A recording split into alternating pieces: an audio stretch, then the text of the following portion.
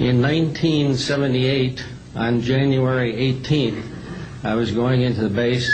Every morning I did the briefing to the general staff, and I noticed that there are some lights off in the distance at the end of the runway there. And when I got into the command post, the senior master sergeant in charge said that there had been UFOs in the pattern all night. They're on radar. The tower had seen them. They gotten aircraft reports and so on. And that one had landed or crashed at Fort Dix. Fort Dix and McGuire are right together. And this is kind of like the Roswell of the East. But in any case, an alien had come off the craft and had been shot by a military policeman, and apparently was wounded and was heading for McGuire.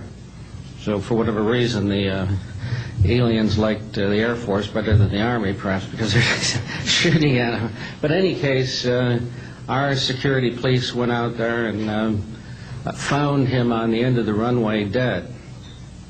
And they asked me to brief the general staff, General Tom Sadler, and at the 8 o'clock stand-up briefing. And I said, I don't think I want to do this. You know, the general doesn't have a good sense of humor, and I'm not sure I believe this. So I did some checking, called the 438th command post, and everybody had pretty much the same story. And at 8 o'clock that morning, just before I went on, was going to brief this, and I was very worried about it. They said, don't brief it, that it's too hot, so to speak. That's pretty much my story, and I'm prepared to tell the story in front of Congress, and it is the truth. Now, because of this, I've stayed interested in UFOs, and I'm the Eastern Director of the Mutual UFO Network. And between the National Reporting Center and Peter Davenport and the MUFON, we get 100 reports a week on average of people from all over the United States that see these things regularly. And if you start checking, they're out there and they're low, and people are seeing them all the time. And these are highly qualified people, all of whom essentially give us the reports by email. Thank you.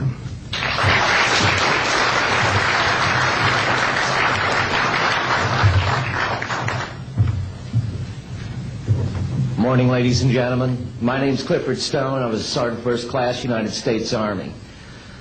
I had a secret clearance with nuclear surety.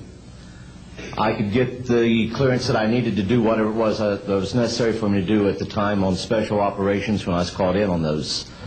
What I'm referring to here is that I was involved in situations where we actually did recoveries of crashed saucers, for lack of a better term, and debris thereof. There were bodies that were involved with some of these crashes, also some were alive. While we were doing all this, we were telling the American public there was nothing to it. We were telling the world there was nothing to it. I'd like to go into detail on some of the cases, about the nuts and bolts cases right here, but I will be available if you have any questions concerning my involvement in this. You can talk to Dr. Greer to arrange for me to get to talk to you. But the whole situation is, we've set back, we've told the American people that there's no such thing as UFOs. I've been involved where we have recovered these objects. We know them to be of extraterrestrials. In 1969, I had an event that happened to me while I was stationed at Fort Lee, Virginia. We went to Indiantown Gap, Pennsylvania. That would be my first exposure to any time that we would be recovering an unidentified flying object. When we went there, we already had people that was already in the facility. We were a backup team, which was supposed to be NBC, because there was supposed to be some nuclear materials that was on board this craft. Later on, most people involved were to be told that there was nothing on board it. It was nothing more than just a crash of one of our aircraft. I know better, because I was one of the people that approached it with a Geiger counter to get surface readings. I was the first person to go ahead and see that there were bodies on it. That would be the first of approximately 12 events. UFO crashes are not events that take place every day. They're rare. I know we're not alone in the universe. I know that the absence of evidence is not evidence of absence.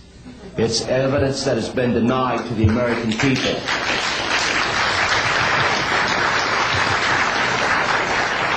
I stand before you today in my almighty God, and I tell you this. If Congress calls me in and says, will you testify in detail what you know, I stand here today prepared and ready to do just that. Governments must never lie to the people for no reason. Thank you.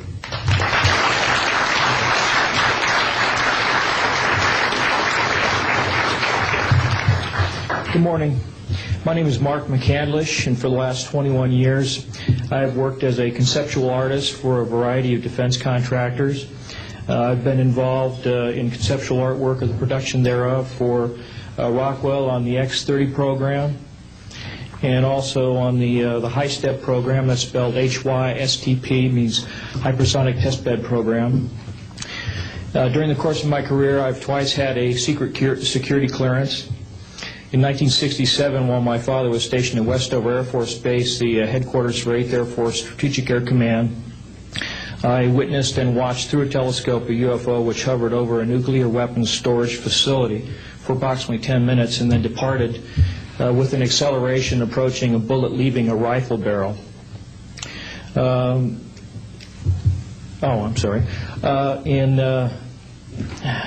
1988, in November, a college buddy of mine, an associate by the name of Brad Sorensen, informed me that he had personally witnessed 3 flying saucers at a very large hangar at Norton Air Force Base during the course of an air show that was held on Saturday, November 12, 1988. I subsequently called my congressman from that district. I called his office. This was Congressman George E. Brown, Jr., who at the time was the chairman of the Congressional Committee on Space Science and Advanced Technology. I naturally assumed that since this presentation that Brad talked about was for top military brass and certain congressional individuals, that his office must have coordinated this with the local Air Force Office of Public Affairs. A male staff member in Congressman Brown's office not only confirmed the exhibit, but the fact that there were 3 discs at that exhibit. These discs were hovering off the floor without any visible means of support. They were referred to as alien reproduction vehicles, also nicknamed the flux liner because they used high voltage electricity. Let's see.